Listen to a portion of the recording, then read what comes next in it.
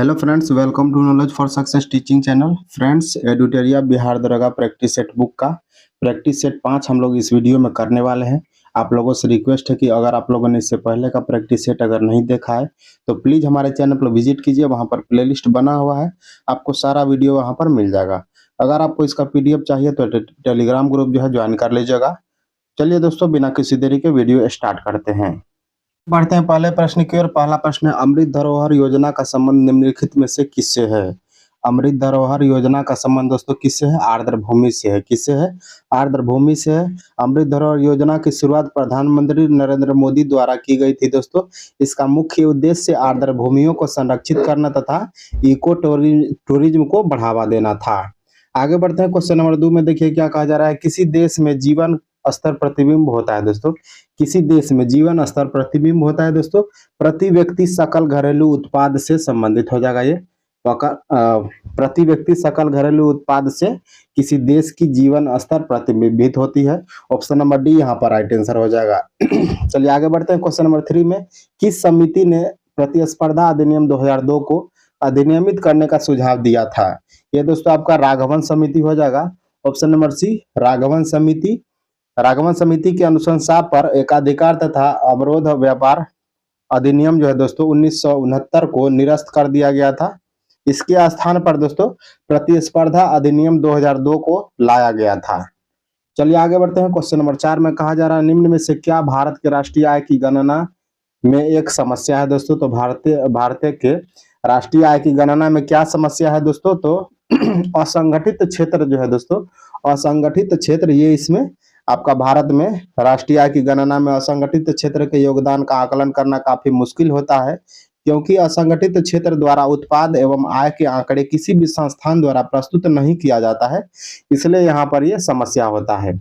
आगे बढ़ते हैं क्वेश्चन नंबर 5 में। कह रहा है, निम्न में कौन सा उपागम जो है प्रोफेसर अमर्त्य सेन से संबंधित है? ये दोस्तों हो जाएगा आपका तो स्वक्षमता उपागम। क्या हो जाएगा? स्वक्षमता उपागम। Option number B right answer हो जाएगा। स्वक्षमता उपागम के विकास में प्रोफेसर अमर्त्य सेन का बहुमूल्य योगदान रहा है। इस उपागम का मुख्य उद्देश्य दोस्तों व्यक्ति की स्वतंत्रता एवं कल्याण की बहुआयामी लक्षणों का विकास एवं व्यक्तिगत विषमता को दूर करना था। चलिए आगे बढ़ते हैं क्वेश्चन नंबर 6 में। देखिए कहा जा रहा है कि बिहार में चंपारण कृषि कानून किस वर्ष पारित किया गया था? बिहार में चंपारण कृषि कानून किस वर्ष पारित किया गया था दोस्तों? आपको पता होगा 1917 में पारित किया गया था। और इसमें सबसे महत्वपूर्ण हाथ दोस्तों महात्मा गांधी का था, आपको पता होगा। आगे बढ़ते हैं क्वेश्चन नंबर 7 में। जून 1945 में आयोजित शिमला सम्मेलन में कांग्रेस प्रतिनिधि मंडल का नेतृत्व किसने किया था दोस्तों? अबुल कलाम आजाद ने किया था। किसने किया था? अबुल कलाम आजाद ने किया था। Option number C right answer हो जाएगा इसमें। आगे बढ़ते हैं कमिटियों प्रथा की दोस्तों। कम्युनिटी प्रथा किस क्षेत्र में सर्वाधिक प्रचलित थी? तो बिहार एवं उड़ीसा में सर्वाधिक प्रचलित थी। ऑप्शन नंबर सी यहाँ पर राइट आंसर हो जाएगा। कम्युनिटी जो है आपका कम्युनिटी प्रथा बिहार एवं उड़ीसा में सर्वाधिक प्रचलित थी। इस प्रथा के अंतर्गत दोस्तों कृषि दास के रूप में खेती करने वाले कमियां जाति के लोग अपने मालिकों द्वारा प्राप्त ऋण पर दी जाने वाली ब्याज की राशि के बदले जीवन भर उनकी सेवा करते थे। आगे बढ़ते हैं क्वेश्चन नंबर 9 में। देखिए क्या कहा जा रहा है, दक्षिण पूर्व समुद्री तट पर अंग्रेजों ने अपनी पहली कोठी कब स्थापित किया था दोस्तों? 1611 ईस्वी में किया था। कब किया था? 1611 ईस्वी में दक्षिण पूर्व समुद्र तट पर अंग्रेजों ने अपनी पहली कोठी स्थापित किया था। आगे बढ़ते हैं क्वेश्चन नंबर 10 में। भारत पर आक्रमण करने वाला प्रथम तुर्की मुसलमान निम्नलिखित में से कौन सा सुबुक्तगीन था? कौन था? सुबुक्तगीन था। ऑप्शन नंबर सी इसमें राइट आंसर हो जाएगा। भारत पर आक्रमण करने वाला प्रथम मुसलमान कौन था दोस्तों? मोहम्मद बिन कासिम था, जो कि अरबी था दोस्तों। जबकि भारत पर आक्रमण करने वाला प्रथम तुर्की मुसलमान कौन था? सुबुक्तगीन था। चलिए आगे बढ़ते हैं क्वेश्चन नंबर 11 में। क्वेश्चन नंबर 11 में कह रहा है दोस्तों, सर्वप्रथम राष्ट्रीय नियोजन समिति का गठन भारतीय राष्ट्रीय कांग्रेस के किस अधिवेशन में किया गया था? तो दोस्तों पूछा जा रहा है कि राष्ट्रीय नियोजन समिति का गठन आपका जो कांग्रेस का अधिवेशन हुआ था, किस अधिवेशन में? हरिपुरा अधिवेशन में इसका गठन हुआ था। हरिपुरा अधिवेशन में जिसकी अध्यक्षता दोस्तों जवाहरलाल नेहरू ने किया था 1938 ईस्वी में। 1938 ईस्वी में दोस्तों 1938 ईस्वी में इसका गठन किया गया था। आगे बढ़ते हैं क्वेश्चन नंबर 12 में। विजयनगर साम्राज्य के किस शासक ने सर्वप्रथम मुस्लिमों को अपनी सेना में स्थान दिया था दोस्तों? मुस्लिमों को जो स्थान दिया था देवराज द्वितीय ने दिया था। देवराय द्वितीय ने, हरिहर एवं बुक्का ने दोस्तों विजयनगर साम्राज्य की स्थापना किया था मोहम्मद बिन तुगलक के समय, जो है आपका 1335-36 ईस्वी में किया था। चलिए आगे बढ़ते हैं। आगे देखिए क्वेश्चन नंबर 13 में क्या कहा जा रहा है, ऋग्वेद में कितनी बार गंगा नदी का उल्लेख किया गया है। ऋग्वेद में दोस्तों कुल 1 बार गंगा नदी का उल्लेख किया गया है, 1 बार। गंगा का उल्लेख जो है ऋग्वेद के 10वें मंडल में दोस्तों 10वें मंडल में 1 बार किया गया है, और यमुना नदी का उल्लेख जो है दोस्तों 3 बार किया गया है। यमुना नदी का उल्लेख 3 बार, गंगा नदी का 1 बार, और दोस्तों ऋग्वेद में दोस्तों सरस्वती नदी को सबसे पवित्र नदी माना गया है। सरस्वती नदी को सबसे पवित्र नदी माना गया है। आगे बढ़ते हैं क्वेश्चन नंबर 14 में, निम्न विद्रोहों का कालक्रम दोस्तों व्यवस्थित करना है। तो पहला जो आपका देख सकते हैं सन्यासी विद्रोह जो है दोस्तों, सन्यासी विद्रोह 1763 में शुरू हुआ था। कब हुआ था सन्यासी विद्रोह? सन्यासी विद्रोह हम लोग शुरू करते हैं 1763 में। उसके बाद अगर हम देखें दोस्तों नील विद्रोह, ये कब हुआ था? 1859 में। नील कब हुआ था? 1859 में हुआ था। उसके बाद पाबना विद्रोह कब हुआ था दोस्तों? तो ये हुआ था 1873 में।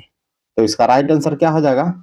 सबसे पहले आपका हो जाएगा दोस्तों, सबसे पहले हो जाएगा आपका नील विद्रोह, उसके बाद सन्यासी विद्रोह, उसके बाद पाबना विद्रोह। तो इसका राइट आंसर क्या हो जाएगा? राइट आंसर हो जाएगा दोस्तों ऑप्शन नंबर ए, इसका राइट आंसर हो जाएगा। इसका राइट आंसर क्या हो जाएगा दोस्तों? Option number B right answer हो जाएगा। सन्यासी विद्रोह जो है सबसे पहले 1763 में शुरू हुआ था। उसके बाद नील विद्रोह 1859 में शुरू हुआ था। उसके बाद पाबना विद्रोह जो है 1873 में शुरू हुआ था। ऑप्शन नंबर बी यहाँ पर इसका राइट आंसर हो जाएगा। चलिए आगे बढ़ते हैं। क्वेश्चन नंबर 15 में देखिए क्या कहा जा रहा है। 15 में दोस्तों कहा जा रहा है कि राजा महेंद्र प्रताप सिंह ने किस वर्ष काबुल यानी अफगानिस्तान में भारत की प्रथम सरकार संगठित किया था। ये दोस्तों कब किया था राजा महेंद्र प्रताप ने, ये पूछा जा रहा है। तो इसका राइट आंसर क्या हो जाएगा? 1915 में किया था दोस्तों। कब किया था? 1915 में। Option number B, sorry option number C यहाँ पर राइट आंसर हो जाएगा 1915 में। चलिए आगे बढ़ते हैं। क्वेश्चन नंबर 16 में साधारण ब्रह्म समाज की स्थापना निम्नलिखित में से किसके द्वारा किया गया था। तो साधारण ब्रह्म समाज की स्थापना पूछा जा रहा है, तो ये आपका हो जाएगा दोस्तों शिवनाथ शास्त्री और आनंद मोहन बोस के द्वारा किया गया था। तो बी और सी इसमें दोनों राइट आंसर हो जाएगा। ऑप्शन नंबर सी, साधारण ब्रह्म समाज की स्थापना किया गया था 1878 में। कब किया गया था दोस्तों? 1878 में किया गया था। और ब्रह्म समाज जो है दोस्तों, मूल ब्रह्म समाज जिसकी स्थापना जो है आपका ये आपका राजा राम मोहन राय ने किया था। तो ये आपका 1828 में दोस्तों, 1828 में आपको पता होगा दोस्तों कि ब्रह्म समाज की स्थापना जो है राजा राम मोहन राय के द्वारा किया गया था। आगे बढ़ते हैं। क्वेश्चन नंबर 17 में कहा जा रहा है दोस्तों, उदंतपुरी बिहार का निर्माण निम्नलिखित में से किसने करवाया था। उदंतपुरी बिहार का निर्माण दोस्तों गोपाल ने करवाया था। किसने करवाया था उदंतपुरी बिहार का निर्माण? गोपाल ने करवाया था। उदंतपुरी बिहार का निर्माण पाल वंश के शासक गोपाल ने करवाया था। इसकी स्थापना 7वीं सदी में हुई थी। आगे बढ़ते हैं। क्वेश्चन नंबर 18 में राष्ट्रीय एड्स दिवस कार्यक्रम की शुरुआत किस वर्ष में शुरू की गई थी दोस्तों? राष्ट्रीय एड्स नियंत्रण कार्यक्रम की शुरुआत 1992 में किया गया था। कब किया गया था? 1992 में किया गया था। और आपको पता होगा दोस्तों कि अंतर्राष्ट्रीय एड्स दिवस जो है, विश्व एड्स दिवस कब मनाया जाता है? 1 दिसंबर को मनाया जाता है। कब मनाया जाता है? 1 दिसंबर को मनाया जाता है। चलिए आगे बढ़ते हैं। क्वेश्चन नंबर 19 में देखिए क्या कहा जा रहा है। बार्क में स्थापित साइरस तापीय रिएक्टर किस देश के सहयोग से स्थापित किया गया है दोस्तों? तो ये किस देश के सहयोग से हुआ है? तो कनाडा के सहयोग से हुआ है। बार्क में स्थापित साइरस तापीय रिएक्टर जो है आपका कनाडा के सहयोग से हुआ है। और ये दोस्तों कहाँ पर है? बार्क अनुसंधान केंद्र जो भाभा एटॉमिक जो आपका रिसर्च सेंटर है, भाभा एटॉमिक रिसर्च सेंटर, ये ट्राम्बे महाराष्ट्र में है दोस्तों। कहाँ पर है? ट्राम्बे महाराष्ट्र में है आपका, महाराष्ट्र में। और ये कनाडा के सहायता से बना था। कब बना था? 1954 में बना था। कब बना था? 1954 में इसकी स्थापना किया गया था, भाभा एटॉमिक रिसर्च सेंटर की। आगे बढ़ते हैं। क्वेश्चन नंबर 20 में कहा जा रहा है दोस्तों, सुपर कंडक्टर के आविष्कारक कौन है दोस्तों? सुपर कंडक्टर के आविष्कारक पूछा जा रहा है। तो यहाँ पर इसका राइट आंसर क्या हो जाएगा? सुपर कंडक्टर के आविष्कारक कौन हो जाएंगे? एच कार्मेलिंग हो जाएंगे दोस्तों। कौन हो जाएंगे? एच कामेरलिंग हो जाएंगे। ऑप्शन नंबर ये इसका राइट आंसर हो जाएगा। चलिए आगे बढ़ते हैं। क्वेश्चन नंबर 21 में, डीपीए समाचार एजेंसी का संबंध किस देश से है? डीपीए समाचार एजेंसी का संबंध जर्मनी से है। किससे है दोस्तों? जर्मनी से है। अगर हम इजराइल के समाचार एजेंसी की बात करें तो इतीम है। चीन की समाचार एजेंसी है सिन्हुआ। ईरान की समाचार एजेंसी है इरना और पाकिस्तान की समाचार एजेंसी है यूपीपी। चलिए आगे बढ़ते हैं क्वेश्चन नंबर 22 में। दुनिया का पुलिसमैन के नाम से निम्न में से किसे संबोधित किया जाता है? दुनिया का पुलिसमैन के नाम से किसे संबोधित किया जाता है दोस्तों? ये आपका सुरक्षा परिषद को कहा जाता है दोस्तों। सुरक्षा परिषद को संबोधित किया जाता है। Option number A right answer हो जाएगा। सुरक्षा परिषद के 6 प्रमुख अंग हैं दोस्तों। महासभा, सुरक्षा परिषद, आर्थिक सामाजिक परिषद, प्रन्यास परिषद, अंतर्राष्ट्रीय न्यायालय, सचिवालय। चलिए आगे बढ़ते हैं क्वेश्चन नंबर 23 में। देखिए क्या कहा जा रहा है। हाल ही में कौन सा अफ्रीकी देश संयुक्त राष्ट्र सुरक्षा परिषद में अस्थायी सदस्य के रूप में शामिल हुआ है दोस्तों? संयुक्त राष्ट्र सुरक्षा परिषद जो है दोस्तों, इसमें अस्थायी रूप से कौन सा देश शामिल हुआ है? तो सोमालिया जो है इसमें शामिल हुआ है। सोमालिया ऑप्शन नंबर बी यहाँ पर राइट आंसर हो जाएगा। चलिए आगे बढ़ते हैं 24 में। हाल ही में वक्फ संशोधन विधेयक जो 2024 में हुआ था दोस्तों, लोकसभा में पेश किया गया था। यह विधेयक किस वर्ष से वक्फ अधिनियम को संशोधित करता है? तो ये आपका 1995 का जो वक्फ विधेयक था उसको संशोधित करता है। 1995 का वक्फ विधेयक को संशोधित करता है। चलिए दोस्तों आगे बढ़ते हैं। आगे देखिए क्वेश्चन नंबर 25 में क्या कहा जा रहा है। हाल ही में दुनिया का सबसे गहरा ब्लू होल की खोज दोस्तों, ब्लू होल की खोज किस देश में की गई है? किस देश में की गई है? तो मेक्सिको में किया गया है। कहां पर किया गया है? मेक्सिको में दुनिया का सबसे गहरा ब्लू होल की खोज किया गया है। ऑप्शन नंबर सी यहाँ पर राइट आंसर हो जाएगा दोस्तों। चलिए आगे बढ़ते हैं क्वेश्चन नंबर 26 में। हाल ही में प्रधानमंत्री ने भारत के क्रू अंतरिक्ष मिशन गगनयान के लिए 4 अंतरिक्ष यात्रियों के नामों की घोषणा किया है।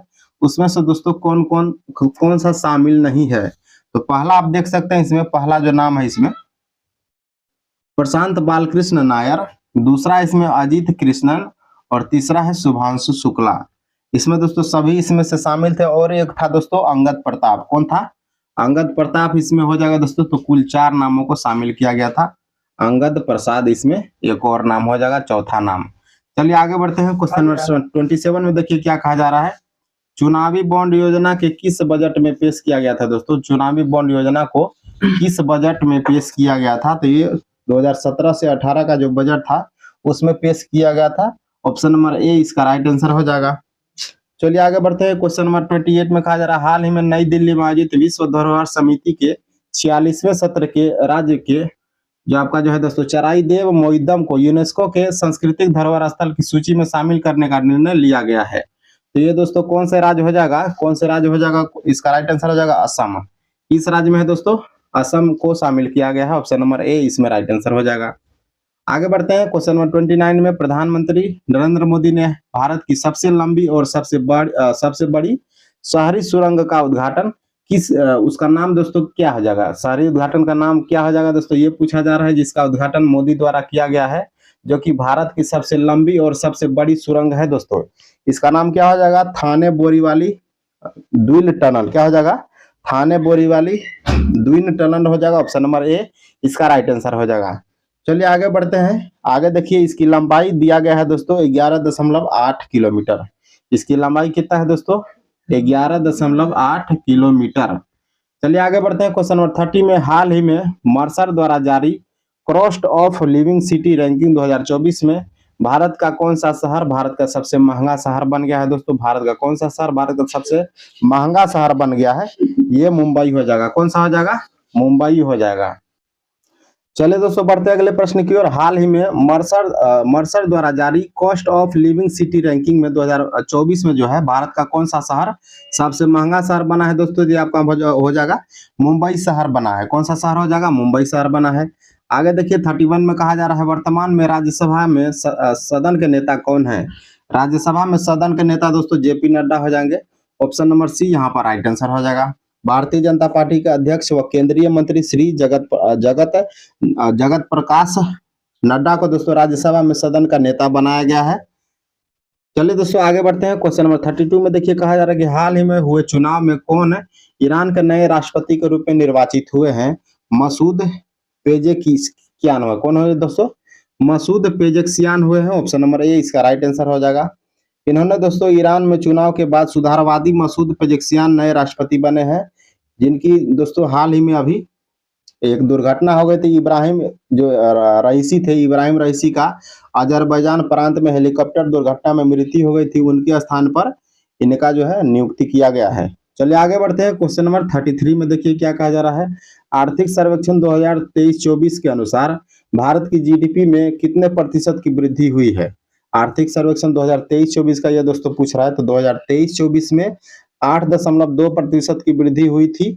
ऑप्शन नंबर बी यहाँ पर राइट आंसर हो जाएगा। अगर 2024-25 में बात करें दोस्तों, तो 2024-25 में है 6.5 से 7। कितना हो जाएगा दोस्तों?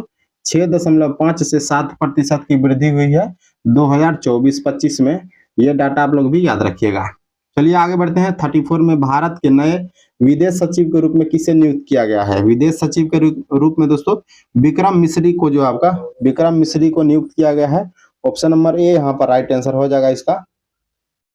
चलिए दोस्तों आगे बढ़ते हैं। क्वेश्चन नंबर 35 में देखिए कह रहा है कि बिहार के कितनी महिलाओं को पद्म पुरस्कार 2025 से सम्मानित किया जाएगा दोस्तों।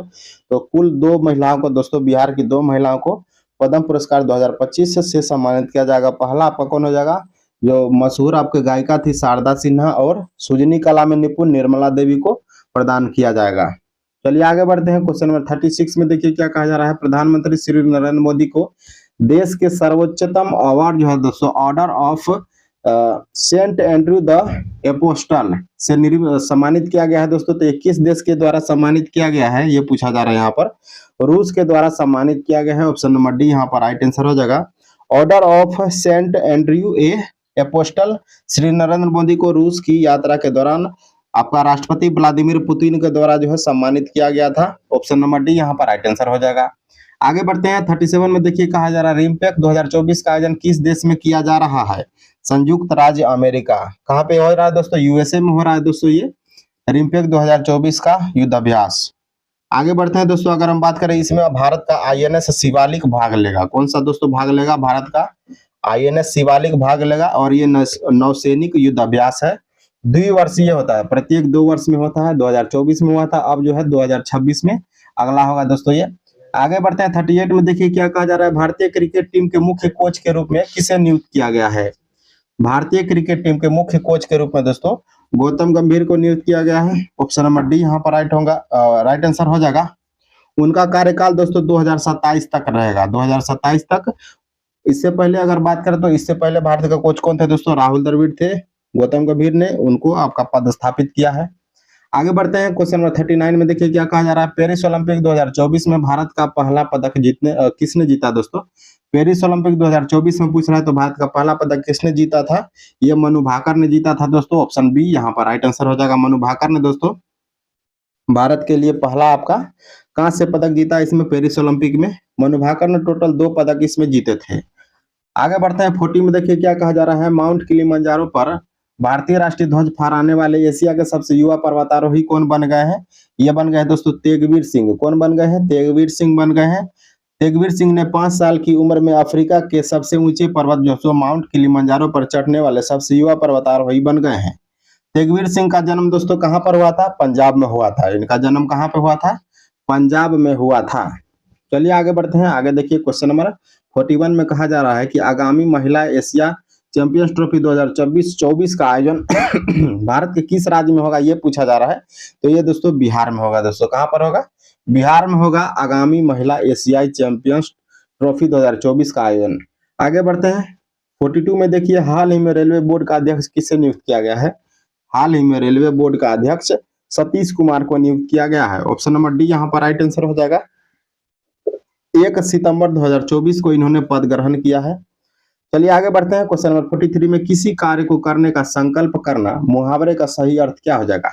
किसी कार्य को करने का संकल्प करना, इसका अर्थ हो जाएगा दोस्तों बीड़ा उठाना। क्या हो जाएगा? बीड़ा उठाना मुहावरे का सही अर्थ हो जाएगा। चलिए आगे बढ़ते हैं। सांसारिक का शुद्ध रूप क्या हो जाएगा दोस्तों? सांसारिक। सांसारिक जो लिखा गया यहाँ पर, इसका शुद्ध रूप यहाँ पर ऑप्शन ए में लिखा गया दोस्तों। सांसारिक जो है ऑप्शन ए में शुद्ध रूप से लिखा गया है। चलिए आगे बढ़ते हैं। क्वेश्चन नंबर 45 में निरोग का संधि विच्छेद क्या हो जाएगा। निरोग का संधि विच्छेद पूछा जा रहा है, तो निह जोड़ रोग हो जाएगा दोस्तों। निह जोड़ रोग ऑप्शन बी में दिया गया है। इसमें हर सही वाला निह होगा, तो निरोग इसमें हो जाएगा। इसमें विसर्ग संधि हो जाएगा दोस्तों। कौन सा संधि है? विसर्ग संधि है। चलिए आगे बढ़ते हैं 46 में। वर्णों का सार्थक मूल क्या कहलाता है दोस्तों? वर्णों का सार्थक समूह जो दोस्तों ये क्या कहलाता है? शब्द कहलाता है। और शब्दों के सार्थक मेल से बने आपका शब्द को सेंटेंस कहा जाता है। इसको क्या कहा जाता है? सेंटेंस कहा जाता है। चलिए आगे बढ़ते हैं 47 में। क्या कहा जा रहा है दोस्तों? डायरेक्शन दिया गया है। डायरेक्शन जो दिया गया है 47 और 48 दोनों के लिए दिया गया है। Select the appropriate alternative which is the best suitable आपका जो है the given sentence. Honesty and जो है अपराइटनेस ऑफ कैरेक्टर। इसको दोस्तों सुटेबल वर्ड कौन सा हो जाएगा जिससे हम लोग इसको बोधित करेंगे? तो इंटीग्रिटी हो जाएगा। क्या हो जाएगा? इंटीग्रिटी हो जाएगा। ऑप्शन नंबर ए इसका राइट आंसर हो जाएगा। और अगला जो दिया गया है 48 में, the murder of one mother, इसका दोस्तों क्या आ जाएगा? तो इसको मेट्रिसाइड कहा जाएगा। क्या कहा जाएगा दोस्तों? मेट्रिसाइड कहा जाएगा। ऑप्शन नंबर सी इसमें राइट आंसर हो जाएगा। आगे बढ़ते हैं 49 में। देखिए क्या कहा जा रहा है? Select the appropriate alternative which बेट्स express the given sentence in passive या active voice. Some boys were helping the wounded man. इसका दोस्तों क्या पूछा जा रहा है? पैसिव या एक्टिव इसको चेंज करना है। तो the wounded man were being helped by some boys. Option A इसका राइट आंसर हो जाएगा। चलिए आगे बढ़ते हैं। आगे देखिए क्वेश्चन नंबर 50 में कहा जा रहा है ऋषि का स्त्रीलिंग रूप क्या हो जाएगा? ऋषि का स्त्रीलिंग रूप पूछा जा रहा है। तो इसका स्त्रीलिंग रूप क्या हो जाएगा दोस्तों? ऋषिका हो जाएगा। ऑप्शन नंबर ए जो है सॉरी सी जो है इसका ऋषिका बिल्कुल सही उत्तर हो जाएगा। ऋषि का स्त्रीलिंग रूप ऋषिका। आगे बढ़ते हैं 51 में। विश्व में सबसे पहले आधुनिक रूप से सीमेंट का निर्माण कहाँ किया गया था? सबसे पहले दोस्तों ब्रिटेन में किया गया था। कहाँ पर किया गया था? ब्रिटेन में 1824 ईस्वी में किया गया था। कब किया गया था? 1824 ईस्वी में ब्रिटेन में सबसे पहले आधुनिक रूप से सीमेंट का निर्माण किया गया था। आगे बढ़ते हैं 52 में। देखिए पश्चिमी घाट में निम्न दरों को दक्षिण से उत्तर की ओर हम लोग सुमेलित सजाने के लिए कह रहा है। दक्षिण से उत्तर की ओर, तो दक्षिण के उत्तर की ओर आपका क्रम क्या हो जाएगा दोस्तों? चलिए देखते हैं। पहला आपका हो जाएगा दोस्तों सेनकोटा। क्या हो जाएगा? सेनकोटा। उसके बाद आपका क्या हो जाएगा? पालघाट। उसके बाद भोरघाट। और सबसे उत्तर में आपका हो जाएगा थालघाट। अगर हम बात करें दोस्तों सेनकोटा, ये आपका जो है तिरुवनंतपुरम एवं मदुरई के बीच में स्थित है सेनकोटा। उसके बाद क्या हो जाएगा दोस्तों? पालघाट कोयम्बटूर एवं कोचीन के बीच में है। उसके बाद है भोरघाट, मुंबई एवं पुणे के बीच में है भोरघाट। और थालघाट जो है नासिक एवं मुंबई के बीच में है। तो इसका राइट आंसर क्या हो जाएगा दोस्तों? 4 2 3 1 4 2 3 1। ऑप्शन नंबर बी जो है इसका राइट आंसर हो जाएगा। चलिए आगे बढ़ते हैं। क्वेश्चन नंबर 53 में क्या कहा जा रहा है? विश्व में कितने ऐसे भू आवेशित देश हैं जो दोहरे भू आवेष्टित है? दोस्तों ये पूछा जा रहा है यहाँ पर कि कितने ऐसे भू आवेष्टित देश हैं जो दोहरे भू आवेष्टित है, ये पूछा जा रहा है यहाँ पर। तो कुल 2 ऐसे देश है, उज्बेकिस्तान और लेचेस्टीन। उज्बेकिस्तान और लेचेस्टीन दोस्तों 2 ऐसे देश हैं जो पूरी तरह से आपके दूसरे देश से घिरे हुए हैं। ऑप्शन नंबर 2 इसमें राइट आंसर हो जाएगा। Option number B. चलिए आगे बढ़ते हैं 54 में। निम्नलिखित में से कौन सा झील केवल संयुक्त राज्य अमेरिका में स्थित है? तो ये कौन सा झील है दोस्तों? मिशिगन झील हो जाएगा। मिशिगन झील पूरी तरह से आपका यूएसए में स्थित है दोस्तों। जबकि सुपीरियर झील, ह्यूरस झील, ईरी झील अमेरिका तथा कनाडा दोनों के बीच में स्थित है। और मिशिगन झील जो केवल है दोस्तों आपका केवल अमेरिका में है। ऑप्शन नंबर ए यहाँ पर राइट आंसर हो जाएगा इसका। चलिए आगे बढ़ते हैं 55 में। उष्णकटिबंधीय जलवायु वाली घास एवं वनस्पति क्या कहलाती है? उष्णकटिबंधीय घास एवं जलवायु वाली वनस्पति दोस्तों क्या कहलाती है? इसको ट्रोपोफाइट कहा जाता है। क्या कहा जाता है? ट्रोपोफाइट कहा जाता है। Option number C right answer हो जाएगा ट्रोपोफाइट। उष्णकटिबंधीय मरुस्थलीय क्षेत्रों की वनस्पति को जेरोफाइट कहा जाता है। नमकीन क्षेत्रों में पाई जाने वाली वनस्पति हेलोफाइट कहलाता है। और कड़ी चट्टानों में उगने वाली वनस्पति लिथोफाइट के नाम से जानी जाती है। चलिए आगे बढ़ते हैं 56 में। कोरियोलिस बल का प्रभाव न्यूटन ने कहां पर होता है, ये पूछा जा रहा है। कोरियोलिस बल का प्रभाव न्यूनतम कहां पर होता है, ये पूछा जा रहा है दोस्तों। न्यूनतम जो है आपका विषुवत रेखा पर होता है। कहां पर होता है? विषुवत रेखा पर होता है। ऑप्शन नंबर सी इसका राइट आंसर हो जाएगा। कोरियोलिस बल का न्यूनतम प्रभाव विषुवत रेखा पर तथा अधिकतम प्रभाव जो इसका ध्रुवों पर होता है।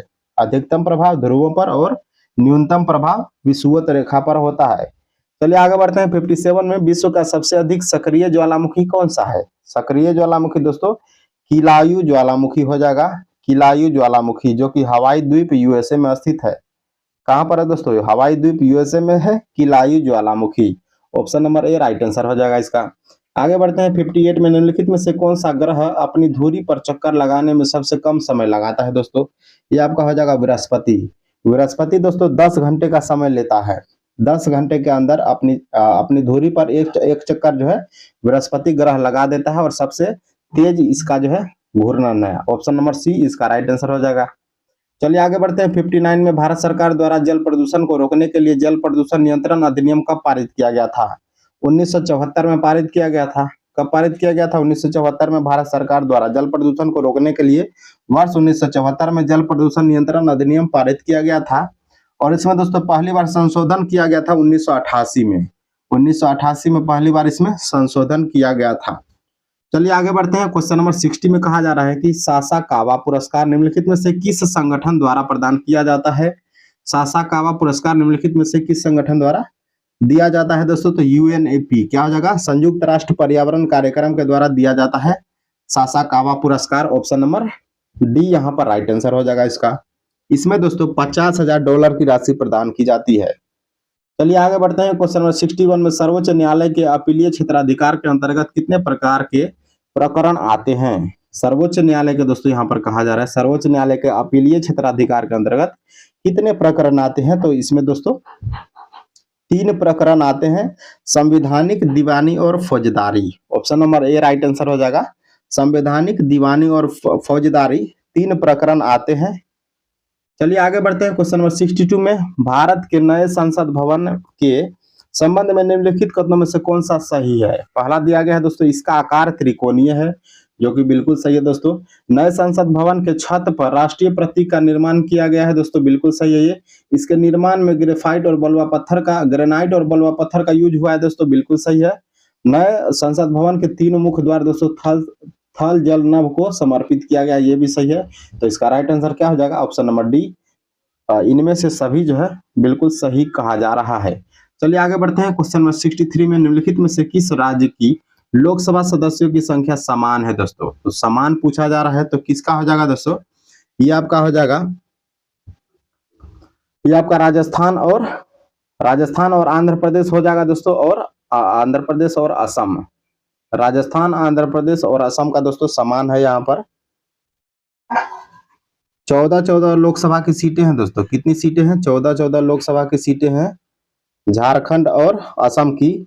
उसके बाद अगर बात करें राजस्थान का कितना है दोस्तों, और आंध्र प्रदेश का 25-25 है। राजस्थान आंध्र प्रदेश का 25-25 है।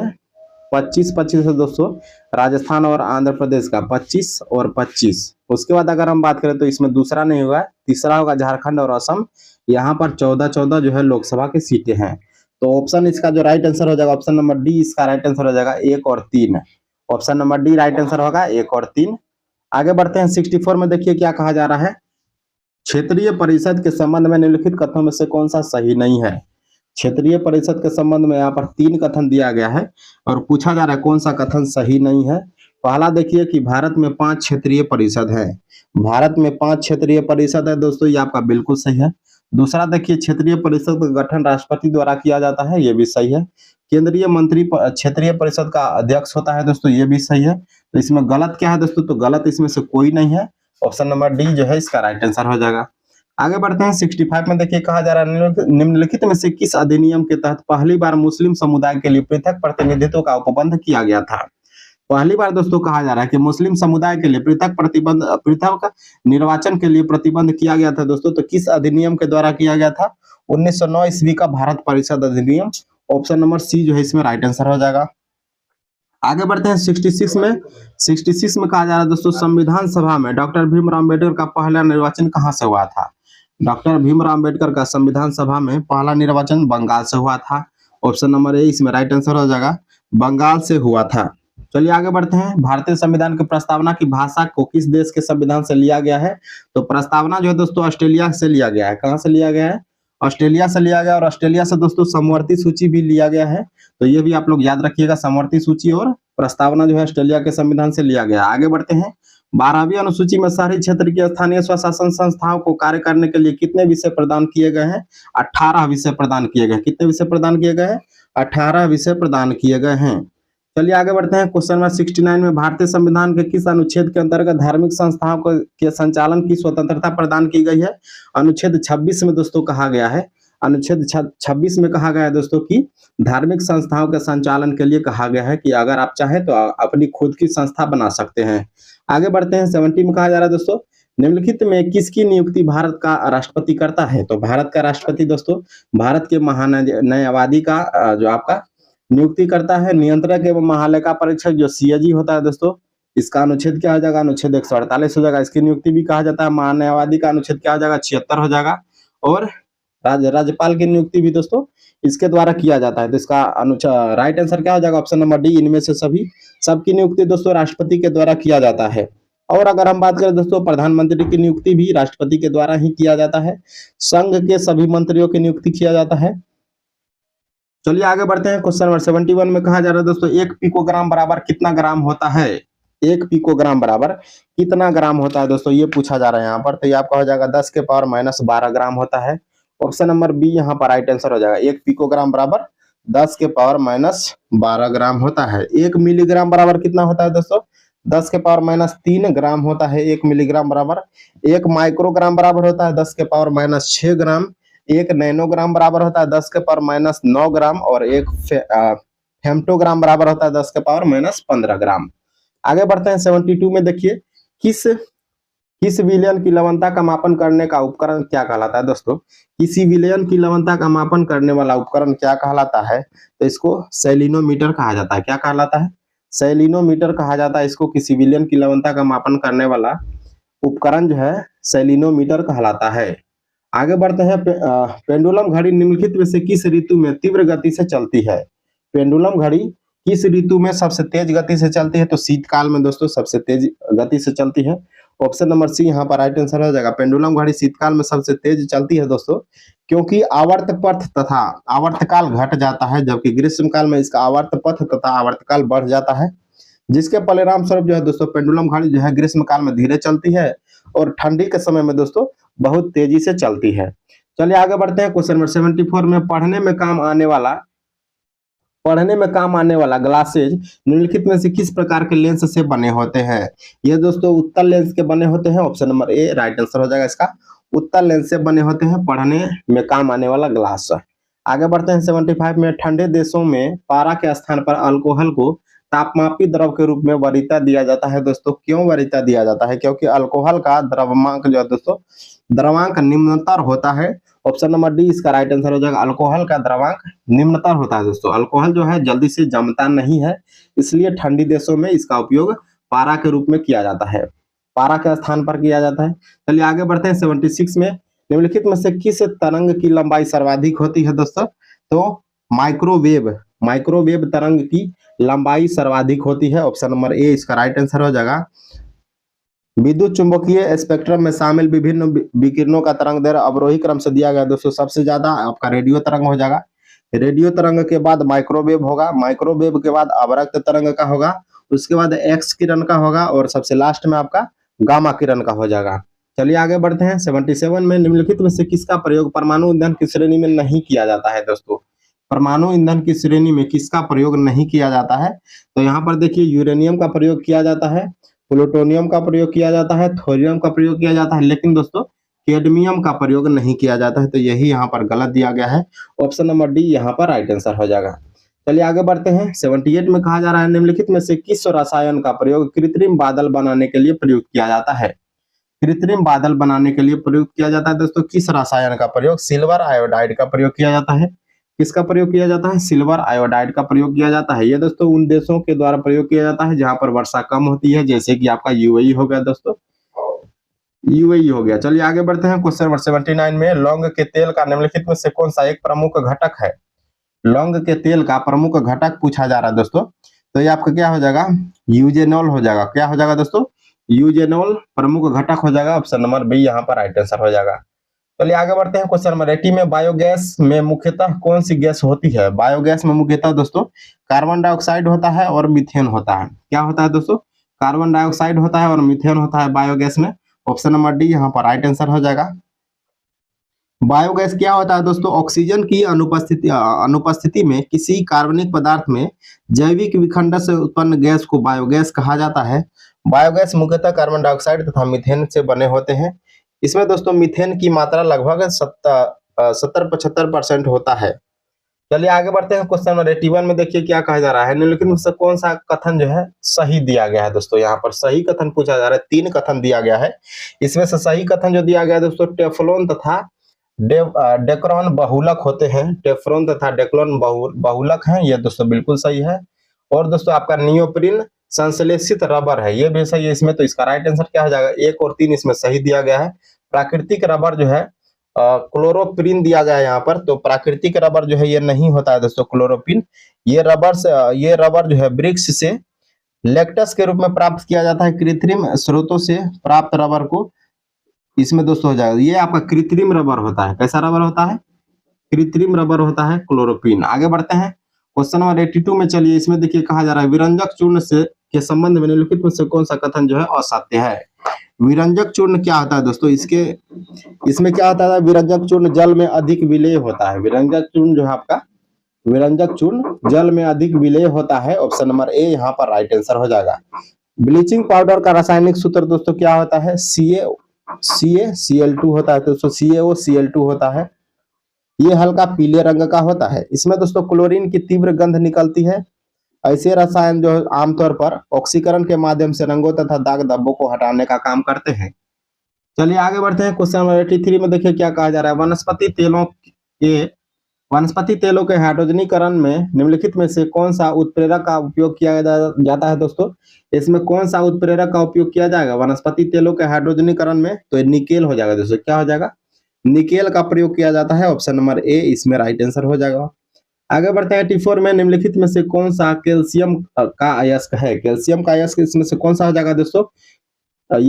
इसमें दोस्तों आप देखिए यहाँ पर कैल्साइट हो जाएगा, फ्लोरोस्पर हो जाएगा और जो आपका फॉस्फोराइट हो जाएगा। क्या हो जाएगा? फॉस्फोराइट हो जाएगा, फ्लोरोस्पर हो जाएगा और कैल्साइट हो जाएगा।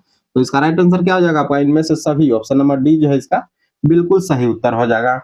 चलिए आगे बढ़ते हैं। क्वेश्चन नंबर 85 में देखिए क्या कहा जा रहा है, अम्ल कण के 2 धन आवेशित होते हैं दोस्तों। इसका द्रव्यमान लगभग किसके बराबर होता है?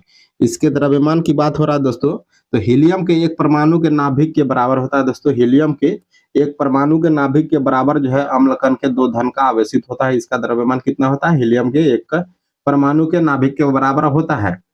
आगे बढ़ते हैं। क्वेश्चन नंबर 86 में देखिए क्या कहा जा रहा है, निम्नलिखित पदार्थों में से कौन सा पदार्थ खाने की वस्तुओं में के परीक्षण में प्रयोग किया जाता है दोस्तों? खाने की वस्तुओं के परीक्षण में किस तत्व का प्रयोग किया जाता है? किस पदार्थ का प्रयोग किया जाता है? सोडियम बेंजोएट का प्रयोग किया जाता है। किसका?